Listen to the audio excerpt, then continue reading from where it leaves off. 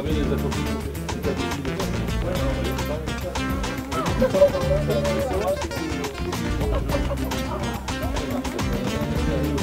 on a que du bon ici.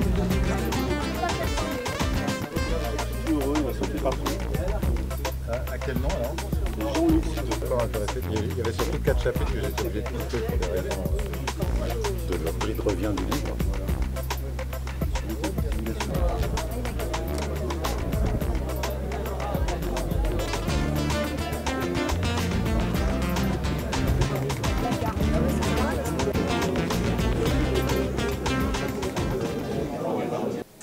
En tout cas, merci à tous d'avoir fait le déplacement pour cet événement. Donc, je passerai la parole ensuite à Francis qui vous expliquera un petit peu le pourquoi de la chose et le report qui a eu lieu donc, il y a 30 ans. Je remercie tous les amis du club Bulle de Rêve qui m'ont donné un coup de main pour préparer tout ça, ainsi que Michel des Crocailloux. D'ailleurs, tu veux dire quelques mots? Ben, voilà. Ben, je voulais remercier à vous tous d'être là. Pour nous, c'est super en tant qu'association de Camaret en fait, d'organiser une soirée comme ça avec autant de monde et des personnes qui viennent de loin aussi. Bonsoir. Juste quelques mots. D'abord, je dois remercier le club des Croque-Cailloux pour récidiver encore dans les soirées audiovisuelles. En tant que responsable de la commission audiovisuelle, je ne peux que m'en réjouir et j'espère qu'il y en aura d'autres. Alors on doit cette soirée à Marc qui, au détour d'un verre, je crois, parce que, pour paraphraser Antoine Blondin, Marc il a un talent, c'est celui des verres de contact, qui sait rapprocher des gens qui a priori n'ont pas de points communs. Alors c'est un grand timide, mais il m'a dit, voilà, j'ai appris que tu avais vu un film, j'ai dit, oh, il y a 30 ans. Et puis il a su me persuader de non seulement de récupérer le film, de se débrouiller avec Thomas Nicole pour le numériser, puis d'organiser cette soirée. Alors je me suis laissé convaincre. Tous les films de télé-réalité sont écrits. Les comédiens, enfin, les gens comme vous et moi sont des comédiens, des gens qui ont été castés. Donc la notion de réalité, il faut la revisiter entièrement. Et pourquoi je dis authenticité? Parce qu'on est ici dans un parterre d'hommes et de femmes que je considère comme authentiques. Parce que pour faire de la spéléo, pour faire de la plongée, il n'y a pas trop de place pour le bidonnage. Je pense que vous serez d'accord avec moi. Alors on en a eu dans la communauté, ils sont connus, mais très très peu. Alors donc moi j'ai jamais raconté d'histoire. 2 fois, si. 2 fois j'ai raconté des histoires, et je vais vous dire lesquelles. La première fois c'était quand j'ai fait les premières plongées profondes, à l'époque où, hélas, la technologie du Trinix ne m'était pas accessible. Et j'ai donc flirté avec les 3 chiffres. Mais quand j'ai plongé, par exemple, à la Fontaine des Chartreux, je suis descendu dans ce puits qui était connu jusqu'à moins 74, j'ai raccordé mon fil et j'ai fait une descente merveilleuse dans une eau un peu laiteuse, avec des paysages qui ressemblent d'ailleurs au fractal que je crée aujourd'hui. Et puis j'ai vécu mon rêve. J'ai touché le fond, j'ai mis mes palmes comme ça, et je me suis agenouillé. J'ai regardé mon profondimètre, qui était un profondimètre vintage, il y a 30 ans. J'ai lu 99 mètres, j'ai dit bon, on s'arrête là, j'ai attaché mon fil et j'ai commencé ma remontée. Et puis, à l'époque, on utilisait les tables de décompression de l'US Navy. Et là, j'ai quand même regardé les chiffres et je me suis dit, ça ne va pas me faire, parce que j'avais prévu beaucoup d'air, mais pas assez. Donc, j'ai commencé mes paliers. Et j'ai fait ce qu'on ne doit jamais faire, enfin, c'est pas à vous que je vais le raconter. J'ai gardé 15 minutes d'autonomie environ, et j'ai crevé la surface de 12 mètres à 0 pour crier à ma compagne de l'époque, Véronique, vite, envoie des bouteilles, bon, elle a percuté tout de suite, je suis descendu en pression, et elle m'a amené ce qu'il fallait, l'oxygène et tout, pour que je termine cette interminable décompression, pour savoir des années plus tard qu'en fait, ces tables de l'US Navy n'avaient jamais été testées en plongée, elles n'étaient pas faites pour ça. Enfin, tout s'est bien passé.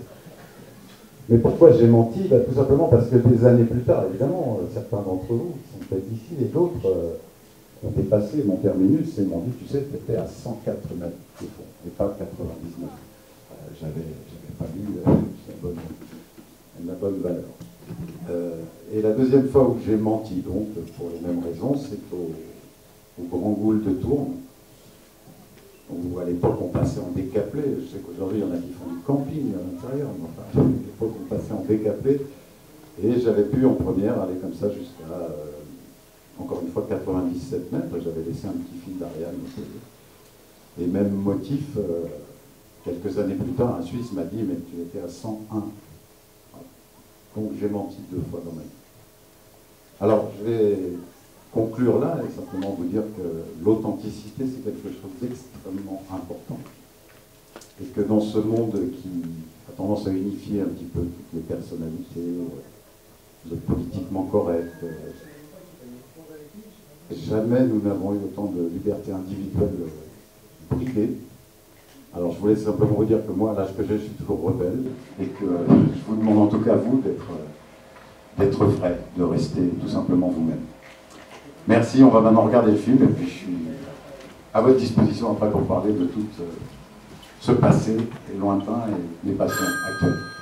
À bientôt.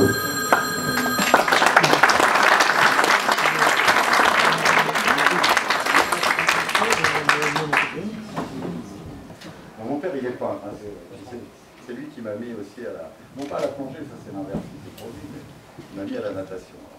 En plus, je suis là. Francis, tu peux... Francis,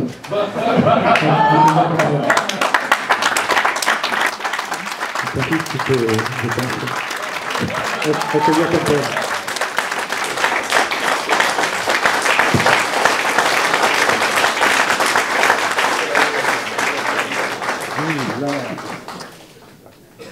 Ça raconte à la mort pour vous. Allez, merci.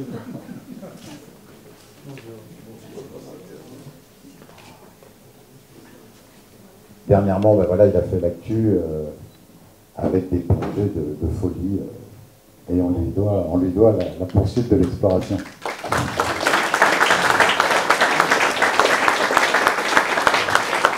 Je tire mon chapeau, hein, c'est vraiment un plongeur exceptionnel.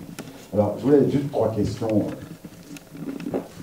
Tu es plongeur professionnel, est-ce que ça t'a aidé pour aborder cette logistique Oui, tout à fait. Il faut dire qu'on passe beaucoup de temps dans l'eau dans mon métier, puisque c'est vrai que de passer du temps dans l'eau, de vivre dans l'eau, parce que j'y passe quasiment la moitié de ma vie. Donc c'est vrai que ça fait un entraînement qui me permet de faire ces plongées-là en toute sécurité, en toute aisance surtout. J'ai une aquaticité, j'étais nageur de haut niveau dans ma jeunesse, donc l'eau c'est mon deuxième élément.